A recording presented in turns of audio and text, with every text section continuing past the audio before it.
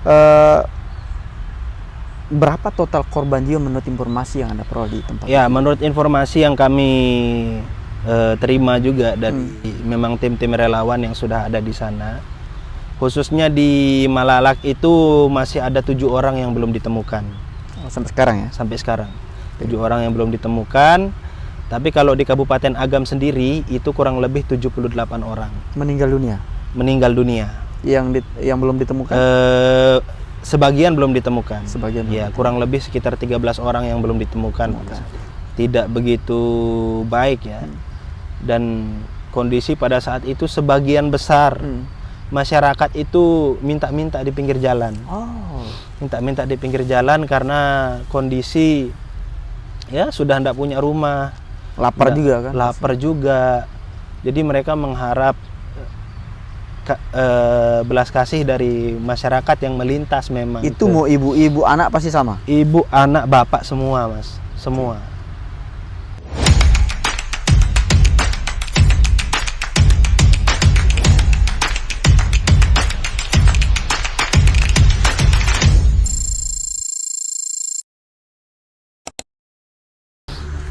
Oke, assalamualaikum warahmatullahi wabarakatuh. Kembali lagi bersama saya Diki Wahyudi, wawancara eksklusif ya. Setiap episode kami akan selalu menghadirkan informasi-informasi penting, unik dan menarik untuk Anda semua. Di episode kali ini kita akan membahas topik yang lagi sangat ramai dibicarakan banyak orang. Soal bencana alam yang menimpa saudara-saudara kita di Sumatera dan Aceh. Di hadapan kita semua saya menghadirkan narasumber secara eksklusif. Ada Mas Farid yang merupakan aktivis atau relawan kemanusiaan yang baru tadi malam tiba di Lombok setelah dari Sumatera dan terakhir di Tamiang, Aceh, dan baru tiba dan bisa berpelukan dengan keluarganya tadi malam tepatnya. Assalamualaikum Mas Farid. Ya, waalaikumsalam. Sudah berkeluarga Mas Farid? Alhamdulillah. Oke, jadi nggak salah saya ngomong itu kan? Iya, benar. Oke Mas Farid, kita semua khususnya masyarakat NTB ya, yang menonton dari kejauhan, masyarakat dimanapun berada yang menonton dari kejauhan tidak hadir di tengah-tengah saudara kita di sana. Kita mau dapat sedikit cerita atau gambaran dari Anda yang ke sana langsung, Mas Farid. Saya pengen tahu dulu, kapan sih Mas Farid ke lokasi bencana? Iya, jadi tepatnya memang pada saat itu tanggal 15 kalau tidak salah. Itu kami berangkat ke, mohon maaf, tanggal berapa ya? Sekitar 2 pekan yang lalu lah. Oke. Kami berangkat ke Sumatera Barat dan memang waktu itu kita landing di Padang. Sekaligus kita berkoordinasi dengan relawan-relawan lokal yang memang sudah lebih dulu turun.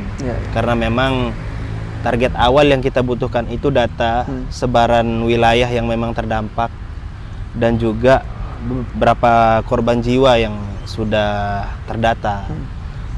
Dan titik-titiknya di mana saja.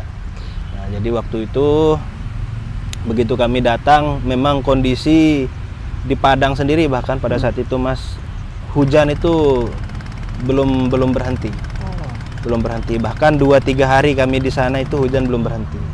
Jadi kita aksi pada saat itu memang dalam kondisi yang masih mengkhawatirkan, terutama di masyarakat juga. Karena kalau mendengar suara hujan pun masyarakat sudah cukup trauma kondisinya. Nah, dan pada saat itu akhirnya kami putuskan menuju ke 2 titik lokasi. Yang pertama di Bukit Tinggi, yang mungkin teman-teman yang lain sempat melihat ya, ada video jembatan yang hancur. Oh iya benar. Itu yang pertama kali beredar. Iya, itu yang pertama kali beredar dan memang di kejadian itu paling banyak menelan korban jiwa itu di sana untuk yang di Sumatera Barat. Karena kondisi pada saat kejadian itu posisi memang sedang ada acara hajatan masyarakat. Masya Allah. Nah, sedang ada acara hajatan, namun karena kondisi curah hujan yang tinggi, ya, dan pada saat itu masyarakat dihimbau untuk menepi sebelum jembatan.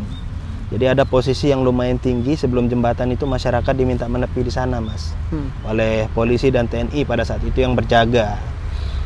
Dan juga pada saat kejadian itu juga kondisi masyarakat ya pada saat itu sudah banyak yang mengungsi. Nah, air itu tidak hanya datang ya menghancurkan jembatan itu saja. Jadi ada juga air dari atas masyarakat yang datang. Jadi posisi karena di Bukit Tinggi itu banyak perbukitan kan ya. Nah, jadi kondisi jembatan hancur, tapi ternyata tidak hanya dari sana karena debit air yang cukup besar.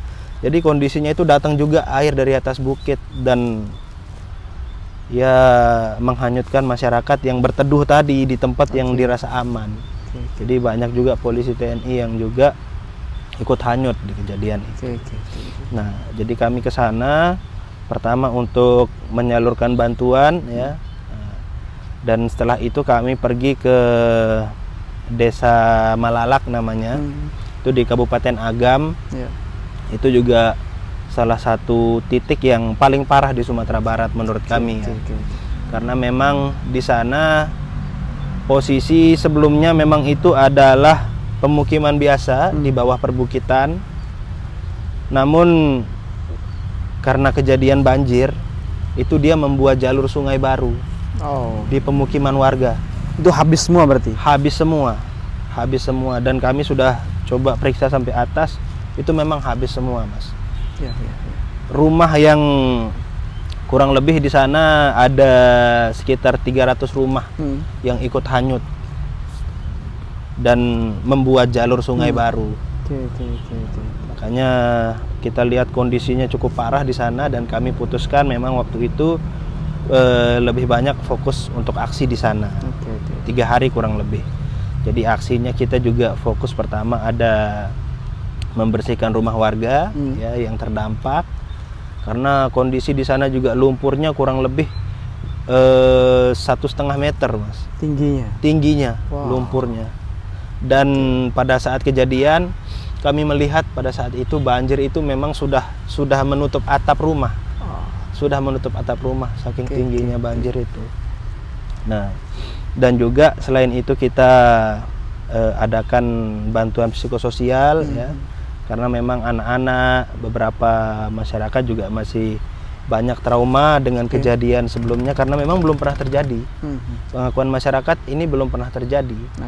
Apalagi sampai yang bisa jadi sungai baru itu masih sulit dijelaskan secara logika. Baik, saya potong dulu Mas Farid. Ini menarik ceritanya Mas Farid. Saya pengen tahu Mas Farid, kalau informasi yang Anda peroleh dari masyarakat khususnya di yang tadi yang terdampak paling besar itu, yang menjadi sungai itu, perkampungan jadi sungai itu, berapa total korban jiwa menurut informasi yang Anda peroleh di tempat ya, itu? Menurut informasi yang kami terima juga dari memang tim-tim relawan yang sudah ada di sana, khususnya di Malalak itu masih ada 7 orang yang belum ditemukan. Sampai sekarang ya? Sampai sekarang 7 orang yang belum ditemukan. Tapi kalau di Kabupaten Agam sendiri itu kurang lebih 78 orang meninggal dunia. Yang belum ditemukan? Sebagian belum ditemukan. Ya, kurang lebih sekitar 13 orang yang belum ditemukan. Oke, ini di satu desa, dusun atau seperti apa sih sebenarnya di Bukit Tinggi yang Anda maksud ini? Ya, jadi kejadiannya di banyak desa. Oh gitu? Iya, di banyak desa. Karena posisi kami setelah turun itu, Mas, jadi dia titik banjirnya itu tidak hanya satu. Dan dia disertai dengan tanah longsor karena posisi perbukitan. Oke. Bahkan waktu kami sisir juga daerah-daerah yang sebelumnya terisolir, itu ada 18 titik longsor yang dimana menutup akses masyarakat. Ini di Kabupaten? Di Kabupaten Agam. Di Kabupaten 18 Agam. 18 titik longsor. Banjir dan longsor. Oke. Nah, kalau berdasarkan informasi itu berapa total korban khusus di Kabupaten Agam? Iya, kalau khusus di Kabupaten Agam itu tadi sekitar 78 orang.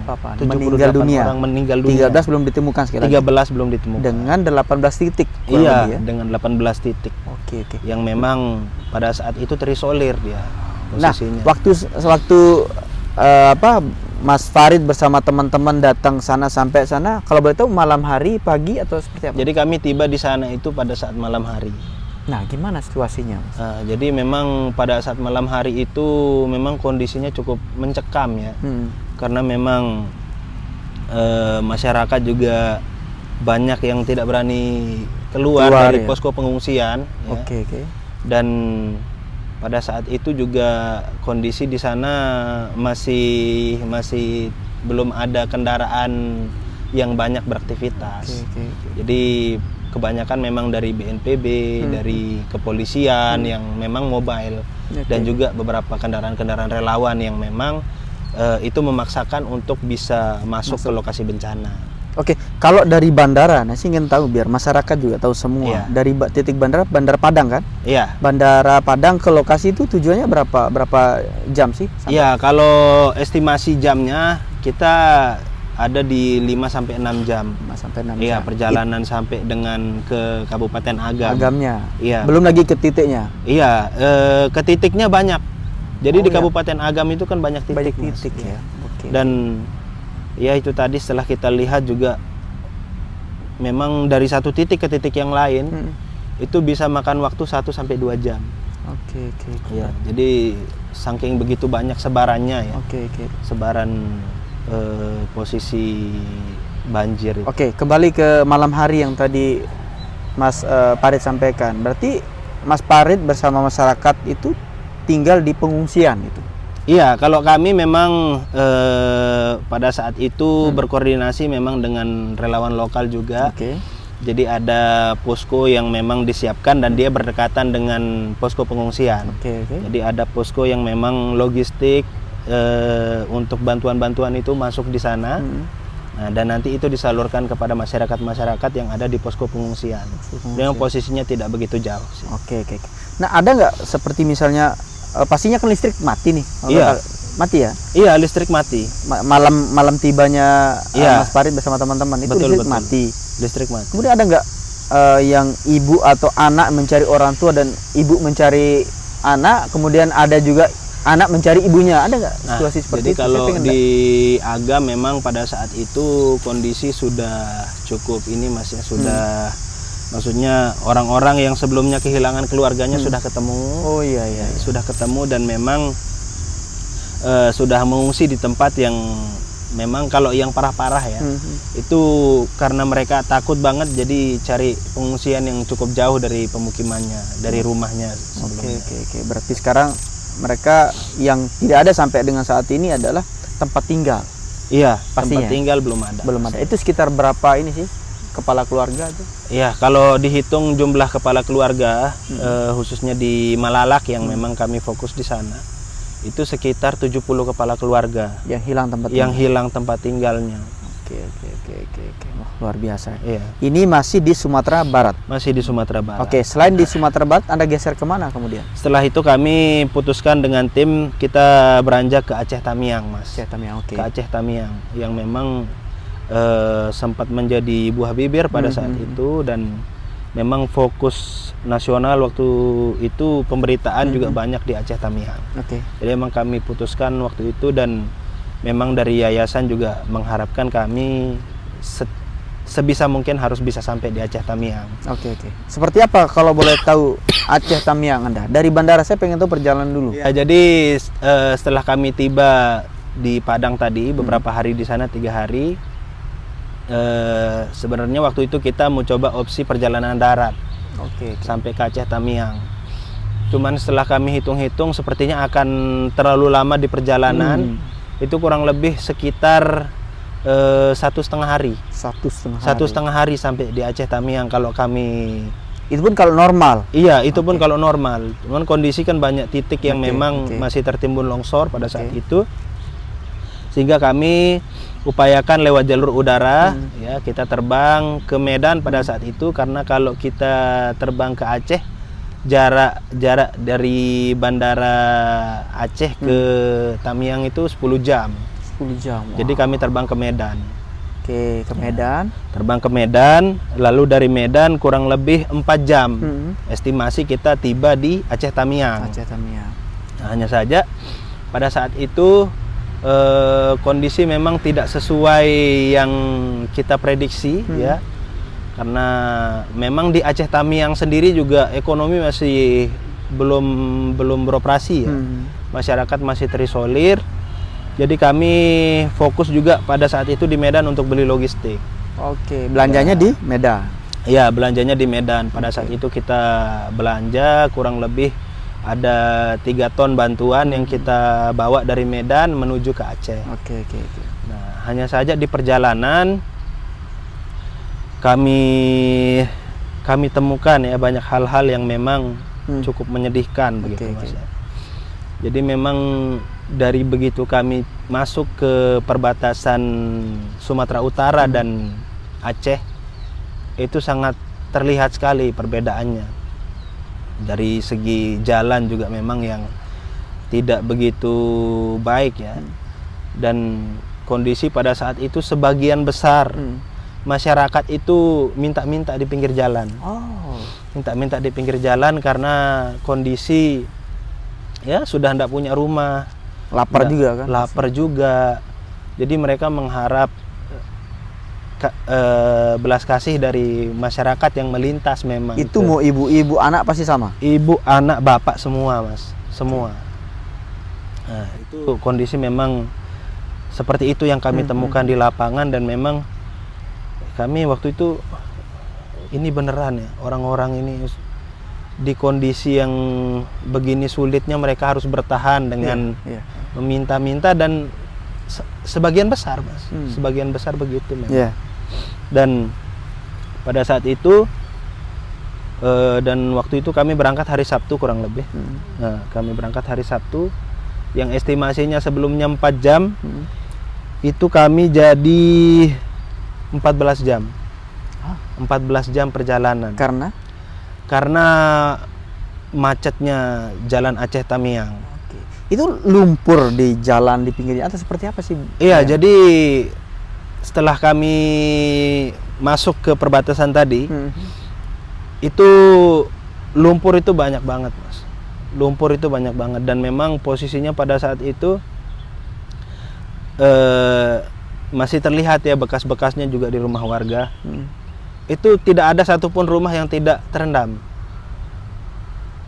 Posisi lumpur itu ada di atap rumah. Tidak mungkin lumpur itu ada yang lempar dari bawah ke atas. Karena banyak kan. Karena banyak. Dan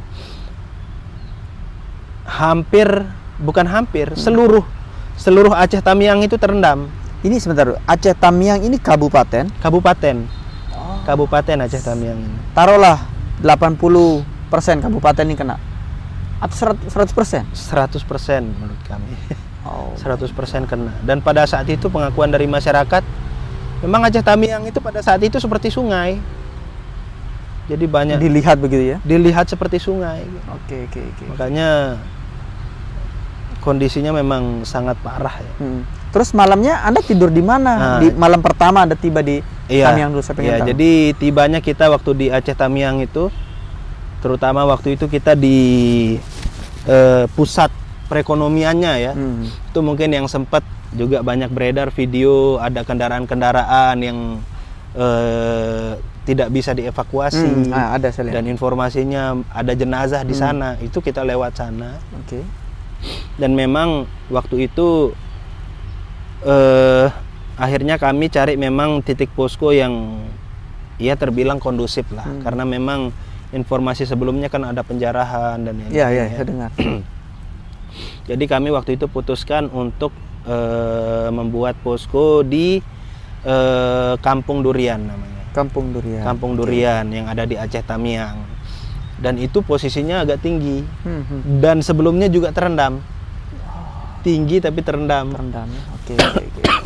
Nah, jadi kami putuskan untuk membuat posko di sana. Ya, logistik juga kami turunkan semua di sana. Dan kita putuskan pada saat itu oleh tim, kita lanjutkan sampai dengan seterusnya posko di sini. Oke. Itu untuk itu awal mula kenapa kita juga lebih fokus di Aceh Tamiang, karena sudah ada poskonya juga. Berarti kalau kita bandingkan kondisi Sumatera dengan Aceh, paling parah Aceh. Paling parah Aceh. Tapi sebenarnya yang lain pun juga parah pastinya. Parah juga. Cuman secara sebaran wilayah Aceh itu rata gitu. Rata banget di Tamiang. Dari 26 kabupaten kota kalau tidak salah. Itu 18 kabupaten kota itu terendam. 18. Kabupaten Berarti kota. itu mengalahkan NTB dong kalau kita ini Jauh, jumlahnya 10. Mas. 10 kita nih kan? Iya, Bicara wilayah Iya, wilayah kan? betul, 10 betul. kabupaten kota. iya. Berarti itu kalau itu tadi 8 apa? Berapa jumlah kotanya? Ada 26 kabupaten kota. Yang terendam Yang terendam ada 18 kabupaten kota. mengalahkan Terdampak. NTB itu. Iya, mengalahkan NTB memang kondisinya parah banget. Kalau informasi yang Anda peroleh itu korban jiwa berapa kalau khusus di Tamiang? Kalau khusus di Aceh Tamiang itu korban jiwa ya, itu kurang lebih ada 200-an. 200. Iya, 200-an korban jiwa. Yang terdata ini lah ya kita yang bicara. terdata. Nah, cuman memang beberapa juga masih melakukan pencarian, terutama yang di daerah yang langsung sungai ya, sungai. Jadi memang bahkan kondisi sungai pun setelah kami lihat itu, ya Allah, ini tidak pernah kami temukan, Mas. Sungai yang mungkin lebarnya kurang lebih sampai dengan 50 meter kiri kanan. Karena derasnya. Derasnya ya. Ya, dan di bawah jembatan pada saat itu ada salah satu perkampungan juga, namanya Kota Lintang. Itu rumah yang ada di bantaran sungai habis semua. Habis pastinya. Iya, dan menyisakan hanya satu masjid saja. Oh iya, yang masjid kelihatan itu. Iya, Cuma yang satu dikelilingi masjid itu sama saja. banyak batang kayu Iya. itu ya. Oh iya, iya. Itu di daerah apa namanya? Lintang. Itu di Kota Lintang. Kota Lintang. Kota Lintang. Oke, oke. Baik, saya pengen tahu apakah video yang beredar hari ini banyak kayu-kayu yang hasil tebangan. Saya nggak tahu itu tebangan apa ya, Iya, biar iya. kita salah. Itu kan banyak kelihatan di video. Apakah itu benar itu kayu itu di sekeliling itu banyak seperti itu? Iya, pada saat itu kami juga datang ke salah satu yang memang titik yang paling banyak kayu gelondongan itu, Mas. Tepatnya waktu itu di pondok pesantren. Waktu itu International Boarding School Darul Muhlisin Namanya. Oke. dan itu hampir kurang lebih ukurannya 2 hektar ya. Kurang lebih 2 hektar itu di sana gelondongan kayu itu semua ada di Semua sana. ada di sana. Semua ada di sana. Oke, oke, oke. Dan posisi pondok pesantren itu di luar desa ya, di luar kampung yang ada di sana. Pondok pesantren itu yang menahan gelondongan kayu itu sehingga tidak masuk ke perumahan pemukiman warga. Itu jadi penahan itu ya. Itu jadi penahan. Masya Allah. Dan sampai sekarang masih begitu kan? Sulit kan? Masih begitu. Dan kami sudah masuk ke sana. Jadi memang kondisinya gelondongan kayu itu, waktu itu saya datang juga ke tempat yang memang gelondongan kayunya banyak banget. Itu 15 meter itu gelondongan kayu aja, Mas. 15 Dari halaman ini ya, halaman sekolah ya. Oke, oke. Sampai ke atas itu. Iya, itu kayu gelondongan semua. Oke, oke. Dan memang sebagian besar gelondongan kayu itu ada nomornya, Mas. Kayak dihitung gitu kan? Iya, ada nomornya. Itu kan nggak mungkin pekerjaan orang sembarangan tuh kan, pasti Nggak mungkin. berhitung karena Nggak saking mungkin. banyak. Oke, Iya. saya mau tahu dulu Mas Farid, saya agak penasaran sebenarnya. Ini Tamiang ini kalau taruhlah 90% ya terdampak, 90%, Iya. misalnya 80 atau 90% biar kita nggak salah. Iya. Kalau boleh tahu sumber airnya ini sungai, laut atau apa sih? Seperti apa sih gambaran Tamiang ini sebenarnya? Iya. Jadi sebenarnya memang sebagian besar di Aceh Tamiang itu banyak sungai. Oh, banyak sungai. Banyak sungai, dan memang pengakuan dari teman-teman di Aceh Tamiang, memang terakhir tahun 2022 pun Tamiang itu pernah kebanjiran. Tapi tidak sedahsyat ini. Kalau tahun 2022 itu memang banjir tapi hanya air. Ya, kalau sekarang ini banjir, lumpur semua. Semua. Termasuk gelondongan kayu. Bayangkan, kita bisa bayangkan sebesar itu didorong kan sama Iya. air dan Iya. banyak gitu. Iya. Dan mungkin sempat viral juga yang kendaraan yang tersusun ya. Iya. Itu pun sebenarnya ini gimana ya, maksudnya itu mobil yang bukan mobil kecil. Itu itu mobil tangki besar. Iya, iya. Dan itu 3 susun. Ada tronton saya lihat juga. Iya, iya. Itu 3 susun. Ini berarti sedahsyat itu memang harus air itu. Oke, kalau malam hari, Mas Farid, ini menarik ini. Itu banyak juga dibicarakan sama pemerintah, pejabat negara ini soal malam hari. Katanya gelap. Nah terakhir Mas Farid kemarin malam berarti masih di sana kan? Iya, kemarin malam masih di sana. Memang kondisi listrik itu masih belum masuk. Khususnya di Tamiya. Iya, Oke. mungkin sudah masuk tapi di beberapa titik saja. Dan terakhir memang ya karena kami langsung di sana Mas ya. Dan memang koordinasi juga dengan teman-teman di beberapa posko. Jadi memang listrik itu Belum menyala. belum menyala. Terus teman-teman bagaimana malam harinya? Ya, jadi kami malam hari itu memang mendapatkan akses listrik itu lewat genset ya, yang memang ada beberapa posko yang punya genset di sana. Hanya saja waktunya terbatas. Oke. Jadi gensetnya itu dinyalakan di waktu sholat. Ya, di waktu sholat, misalnya subuh, zuhur, asar.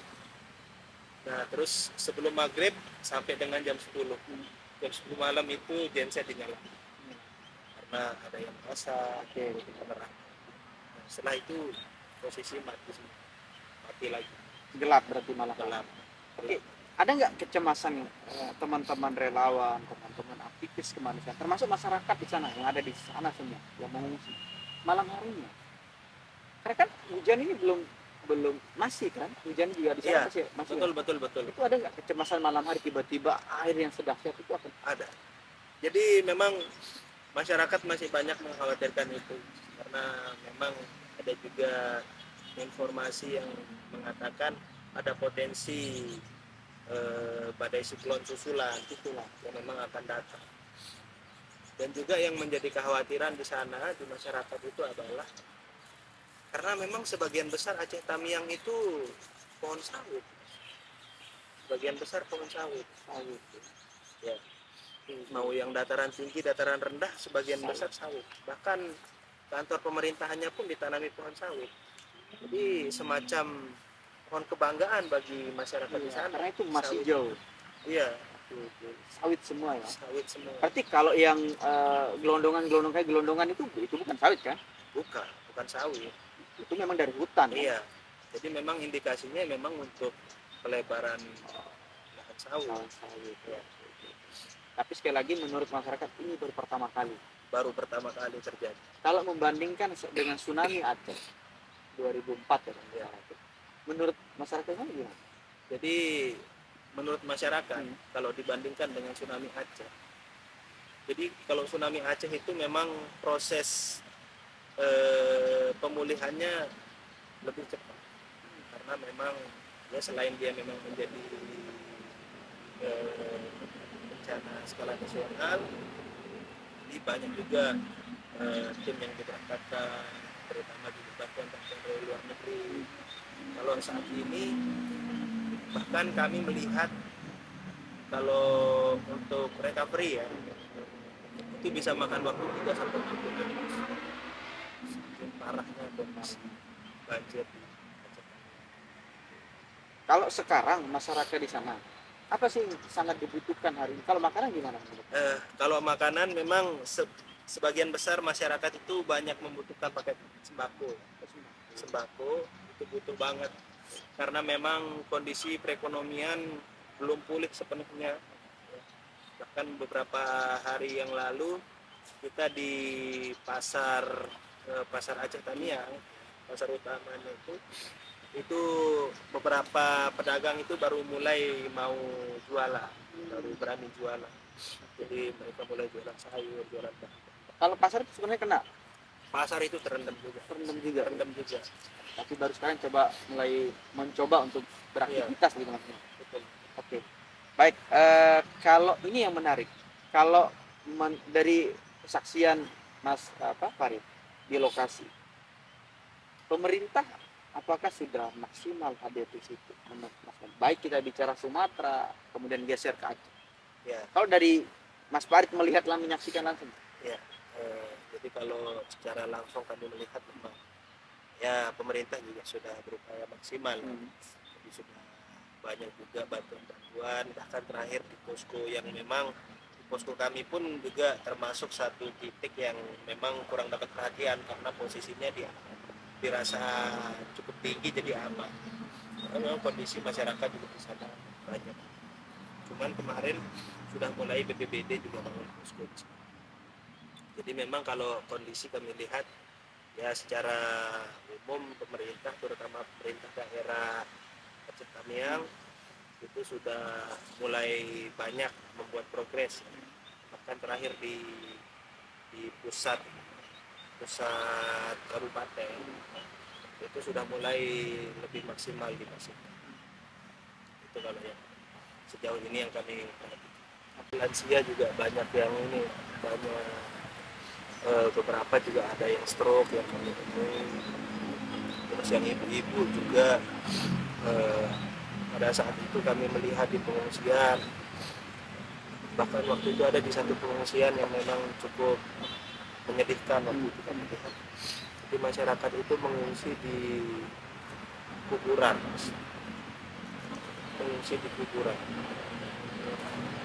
waktu itu posisinya juga langsung berhadapan dengan posisi kami waktu itu sholat Jumat, dan itu membuat saya langsung ini ibu-ibu gimana ya lanjutannya. Terus ditambah lagi adik-adik di sana juga yang waktu itu mereka bahkan tidak peduli dengan lumpur yang menempel di tubuh mereka, itu mereka nggak peduli. Belum lagi dengan bagaimana potensi mereka akan sampai ada penyakit kulit ya, dan bahkan terakhir adik ini enggak gatel Pak, tapi memang kita enggak punya baju gitu, punya pakaian. Dan ya itu hal yang menurut kami ini sangat dibutuhkan di para pengungsi ini. Jadi memang cukup inilah Mas, ya, ibu dan anak-anak masih banyak banget. Baik, saya bergeser sedikit, pelan-pelan saya akan bergeser. Kita tahu bahwa banyak pejabat negara pernah keluar. Saya mau bertanya sama Mas Farid yang ada di Tamiang. Mereka itu berkunjungnya kemana sebenarnya? Ya, jadi kalau dari pemerintah sama khususnya di Aceh Tamiang itu memang datangnya ke posko-posko yang cukup besar. Yang bisa dijangkau lah kira-kira gitu. Ya, ada posko juga di Kampung Durian, cuman dia di bagian bawah itu yang memang didatangi. Terus yang tadi yang di Kota Lintang, dan salah satunya juga di ada di daerah yang memang kita harus seberang dulu ke sungai. Itu kendaraan nggak bisa? Kendaraan nggak bisa, isolasi dia. Itu ada kan sampai sekarang? Iya, ada. Itu ada nggak pejabat sampai ke sana misalnya? Mengecek? Sejauh ini kami belum dapat informasi ya, karena memang dari masyarakat pun, jadi tim kemarin udah turun ke sana. Jadi memang bantuan itu sedikit banget yang sudah masuk, dan itu kebanyakan dari influencer, dari artis yang sudah masuk ke sana. Itu justru sampai ke sana sebenarnya? Iya, itu sampai ke sana. Oke, kalau akses kendaraan sekarang satu itu kendaraan bisa masuk sampai ke titik-titik itu atau seperti apa, harus jalan kaki atau seperti apa? Jadi memang karena tadi ya sebagian besar di Aceh Tamiang itu banyak sungai, jadi banyak yang titik yang memang harus dilalui dengan menggunakan perahu. Jaraknya lumayan? Jaraknya bisa 1 sampai 1,5 jam. Oh, besar berarti itu? Iya, besar. Dan ya kondisi memang masyarakat di sana cukup kesulitan. Bahkan kita pun dengan jarak yang segitu itu, teman-teman selain bawa logistik itu harus bayar biaya penyeberangan kurang lebih 1.500.000 untuk sampai ke sana. Karena itu milik masyarakat ya? Iya. Itu penting mungkin jadi perhatian ya. Iya. Oke, saya mau kembali ke MIM Foundation. Kalau boleh tahu kemarin donasi yang terkumpul khusus untuk yang 2 titik ini, 2 tiga jadinya. Iya. Sumatera kan Sumatera Barat dan Sumatera Utara dan Aceh. Itu berapa sih kalau boleh tahu? Sumbangan dari donasi dari masyarakat itu atau macam lah. Iya. Jadi kalau untuk donasi dari masyarakat, alhamdulillah dari New Foundation kita aktifnya sebelum saya berangkat itu sudah terkumpul kurang lebih ada 200 juta. Oh, alhamdulillah. Besar ya. Nah, sebetulnya kalau untuk mengcover area hitam yang pun sangat kecil. Makanya ya kami pun tetap berikhtiar juga mencari mitra-mitra yang lain untuk mari kita sama-sama peduli untuk Tamiang khususnya. Nah, sebenarnya titik lain pun juga sebenarnya membutuhkan. Hanya saja karena kalau di titik lain itu kantor pemerintahannya tidak terdampak. Nah, tapi kalau khusus di Aceh Tamiang semua terdampak. Kantor polisi, kantor pemadam, kantor pemerintahan, kantor DPR semua kena. Alat mereka udah nggak bisa terpakai lagi. Udah nggak bisa terpakai. Jadi semua pasti terpakai. Nah, kemudian terbaru ada yang lihat terus di Tamiang bantuan yang dijatuhkan menggunakan helikopter. Itu menurut Anda cara itu tepat atau seperti apa? Karena kan banyak pos pengungsian kan? Ya. Gimana? Jadi menurut kami sebenarnya sebisa mungkin bantuan itu harus diberikan sesuai dengan data karena memang kondisi kalau sudah ini kan masyarakat kelaparan, sama semua. Masyarakat kelaparan. Nah, jadi memang harus dipusatkan ke satu posko bantuan itu. Karena kalau tidak begitu ya pasti akan terjadi keributan masyarakat. Dan itu juga menjadi salah satu kendala. Jadi bahkan kami pun kalau turun ke satu titik yang memang ya kakaknya lumayan banyak ya. Tapi misalnya kami tidak bawa bantuan sebanyak yang diharapkan, jadi memang harus ada satu posko yang memang kita koordinasi langsung. Jadi tidak ada istilah penjarahan, tidak ada istilah rebutan bantuan, kalau seperti itu. Itu lebih kondusif menurut kami. Di masyarakat juga Masya Allahnya ya sejauh ini yang kami temui, dan ini juga menjadi pelajaran berharga buat kita, terutama saya yang menjadi masyarakat atau warga Nusa Tenggara Barat.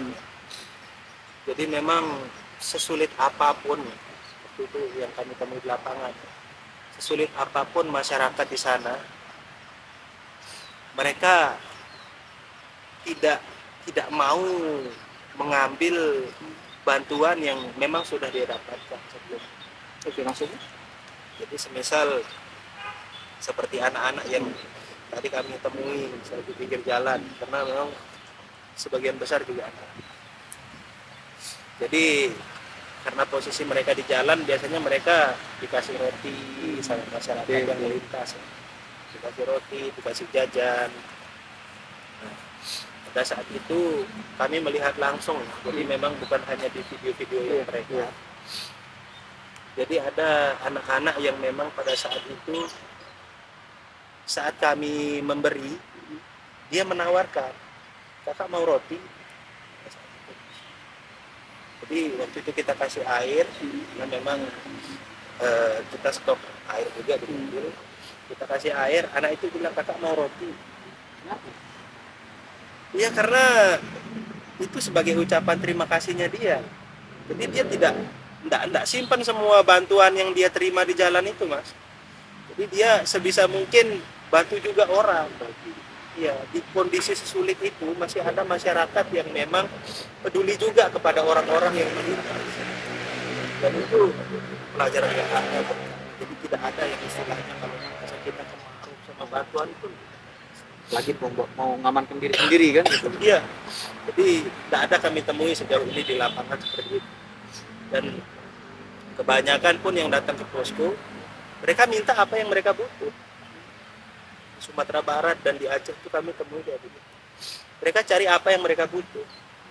Kalau mereka butuh pampers, mereka minta pampers saja. Tidak balik gitu. Iya, walaupun ada sembako, ada lain-lain di sana. Nah, kalaupun mereka minta, kami kasih. Oke, terakhir pertanyaan saya Mas Farid, ini menarik.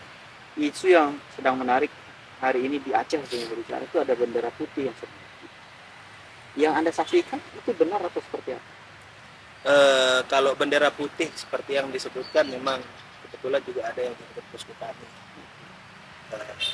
Ya tapi kalau bagi kami karena kami fokus di kemanusiaan dan kita juga sempat berkomunikasi juga, jadi memang ya silahkan selagi teman-teman memang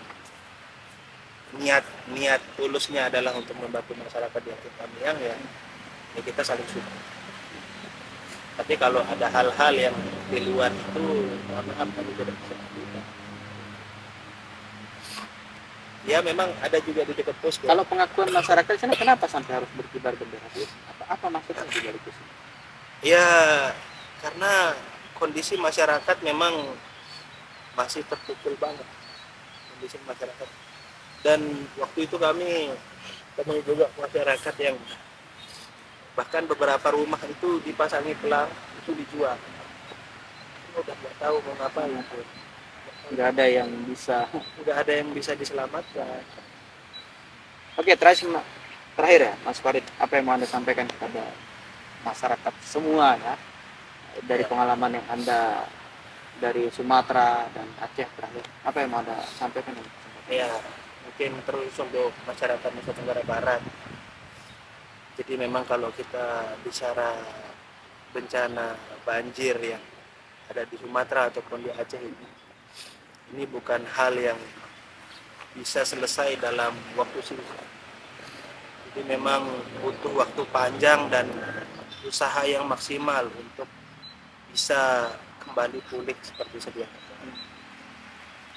Karenanya memang kita juga tetap berikhtiar dan mengajak masyarakat untuk mari kita sama-sama peduli kepada saudara-saudara kita yang ada di Aceh sana. Nah, memang kondisinya tidak akan bisa pulih dengan waktu singkat. Tidak akan bisa pulih dengan waktu singkat. Dan bahkan dari kami tiba di Aceh Tamiang sampai dengan saya kembali ke Nusa Tenggara Barat, itu saya masih belum melihat perubahan yang signifikan. Jadi memang kondisi lumpur dan kotoran-kotoran yang akibat dari keluar dari rumah warga, seperti pakaian-pakaian yang sudah menumpuk, itu tidak bisa memang diselesaikan oleh masyarakat. Jadi harus butuh alat-alat berat yang memang bisa lebih maksimal kerjanya. Kalau masyarakat hanya bisa mungkin membersihkan halaman rumahnya, alat berat itu bisa membersihkan satu ruas jalan penuh. Jadi memang sejauh ini itu yang sangat-sangat dibutuhkan oleh masyarakat. Dan ya harapannya masyarakat juga khususnya di Nusa Tenggara Barat untuk ya bisa sama-sama membantu saudara-saudara kita yang ada di Aceh Tamiang, karena di Aceh Tamiang pun sampai saat ini aktivitas perekonomian, ibadah itu masih kesulitan. Jadi posko-posko juga kemarin beberapa ada yang kesulitan mengenai tempat untuk jumatan. Itu banyak yang akhirnya jumatannya di atas lumpur yang memang kondisi bisa mengganggu juga kesehatan masyarakat. Dan itu tadi kami dari MIM Foundation juga berikhtiar untuk bisa mengawal Aceh Tamiang sampai dengan pulih kembali. Baik, terima kasih. Kita dukung ya. Yang mau donasi juga bisa ke MIM Foundation ya. Ya. Baik, terima kasih Mas Farid. Saya rasa informasi ini sangat bermanfaat untuk masyarakat luas ya. Semoga bermanfaat dan kita kawal dan dukung gerakan teman-teman semua aktivis kemanusiaan dimanapun berada, kita dukung termasuk teman-teman MIM Foundation. Baik, sampai ketemu di episode berikutnya. Saya Diki Wahyudi pamit undur diri. Assalamualaikum warahmatullahi wabarakatuh. Siap.